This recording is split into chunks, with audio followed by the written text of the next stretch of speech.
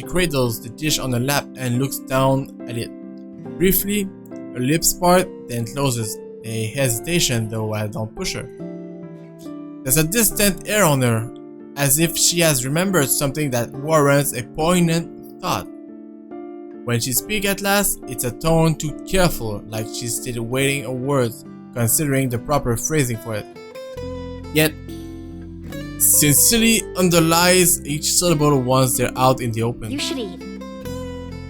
Back at home, Mama would never let us leave the house if we hadn't eaten breakfast yet.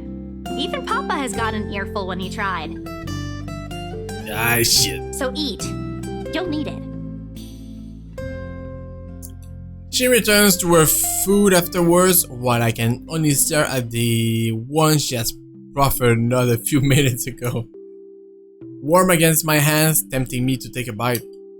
Not that I don't appreciate this, but what good will this do?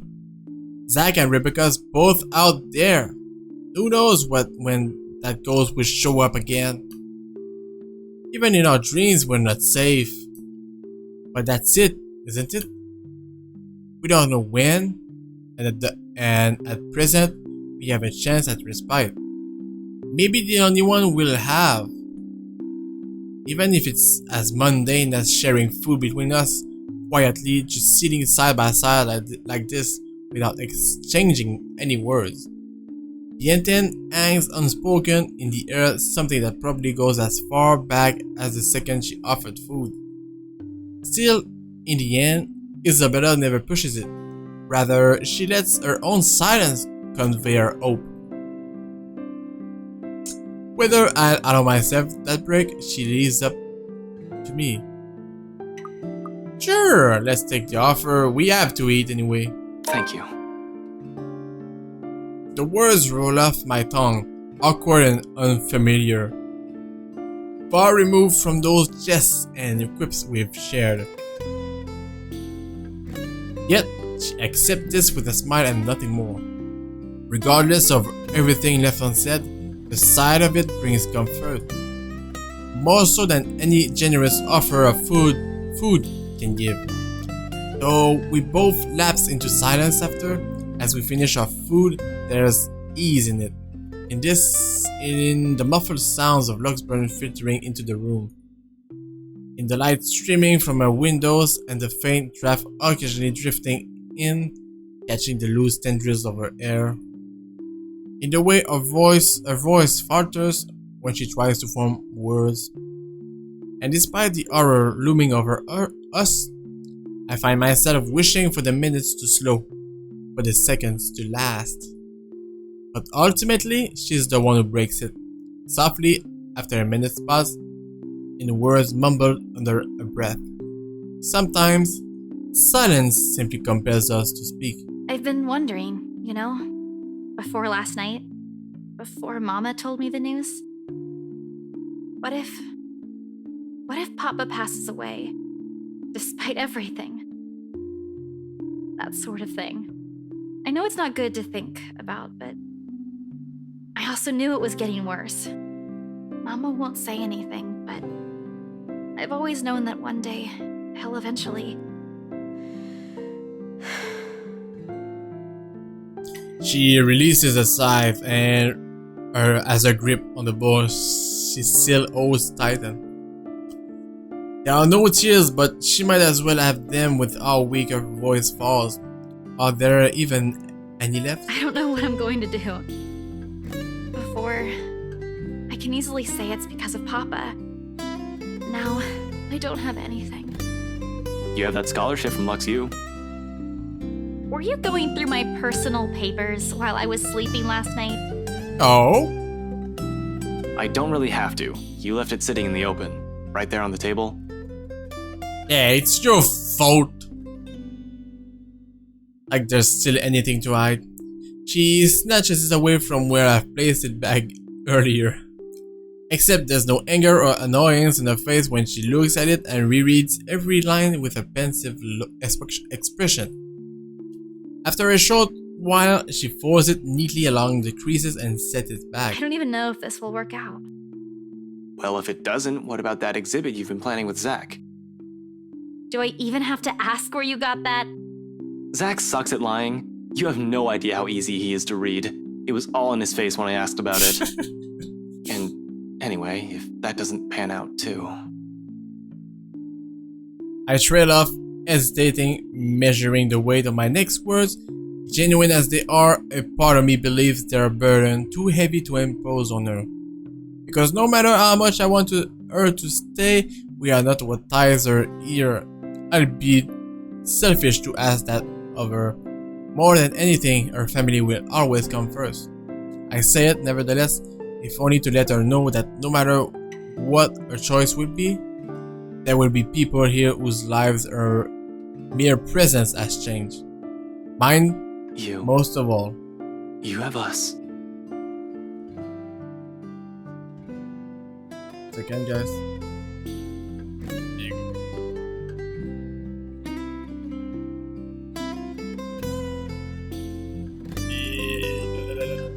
There you go.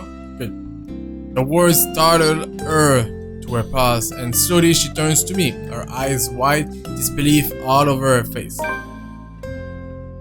But before regret forces an apology up my throat, her expression dissolves to something I can't quite place. Something distinctively softer, more tender, familiar, almost in the same manner she glanced at me years ago, that day at the bridge. However, I don't get the chance figuring out what it all means for her. One second, guys.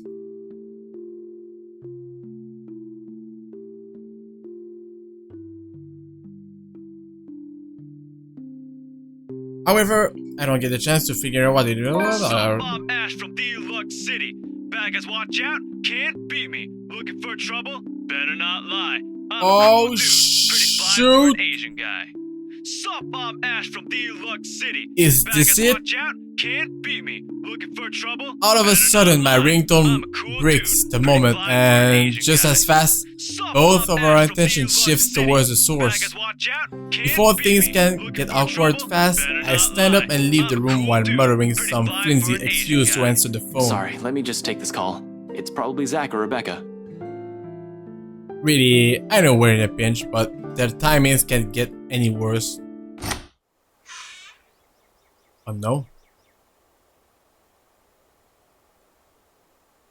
Unknown? Unrelated frustrations aside, once I step out of the room and accept the call, the stone that has been stuck in my stomach simultaneously lodges itself up my throat.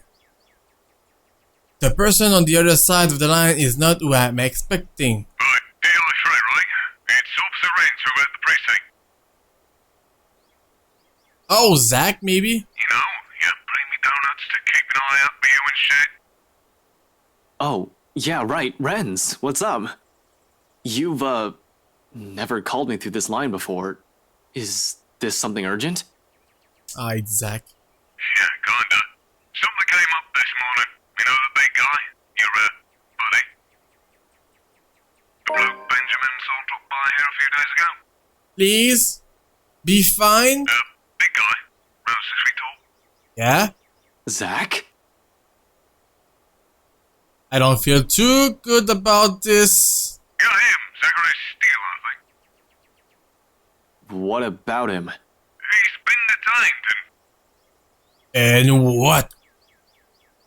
What do you mean he's been detained? They brought them in this morning.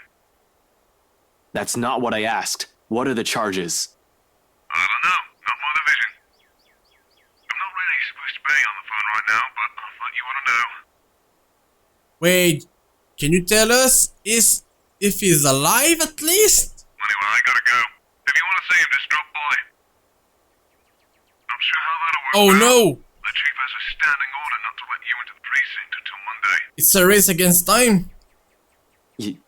Yeah. Thanks for the heads up. I'll bring you some coffee to go with those donuts too, next time. No, just go straight to the precinct, man. The call ends with a click while I'm left here reeling, staring blankly at my phone. It's just my luck that in this exact moment, Isabella chooses to pick out from her apartment. Was that Zach? Yep. Is he gonna drop by? I have no idea how I look right now, but it must be far from anything pleasant. The curious expression on Isabella's face quickly melts away as soon as she chances a closer glance at me. What's wrong, Ash?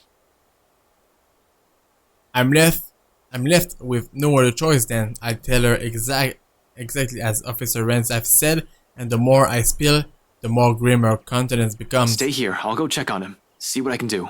No, I'll go with you. Belle, I'm not going in there for a casual visit. Zach's in trouble and... I know, but he's not the kind of person who'd do something that'll land him in prison. There must be a mistake.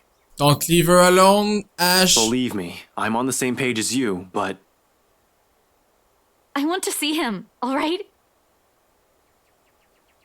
Don't leave her alone. And there it is again, the same sharp gleam that has been present in her eyes since yesterday. Little by little, I'm finding it difficult to say no to it. What other choice do I have too? Still no word on Rebecca and Zach. Isabella probably doesn't want to be the one who ends up waiting for the news. I know exactly how that feels, so in the end, a nod's the simplest response I can give. Oh, thank Just God. let me turn off everything. I'll be out in a few. Quickly, she disappears behind the door. From inside, the sound of her foot shuffling, a few locks clucking shut, and the television being turned off drift out the hallway. Her old business inside takes only a few minutes, and within 5, we're both on our way to LPD. At least we know where Zach is now. That explains why he's not answering his phone. But what the hell did you do, Zach? He said he had a plan that might help, but if it got him into enough trouble to get himself a cell, I don't think I like that plan of his. And hell yeah, mad. I'm absolutely furious. It's just as Isabella said, I doubt Zach would get himself arrested because of an actual crime. But whatever stupid stunt he pulled to get there is not any better. The only good thing today so far is the fact that the streets are nearly empty so early on a Sunday morning. Very few pedestrians and virtually no other car on the road to get in the way of us rushing to the precinct. Within the speed limits, of course.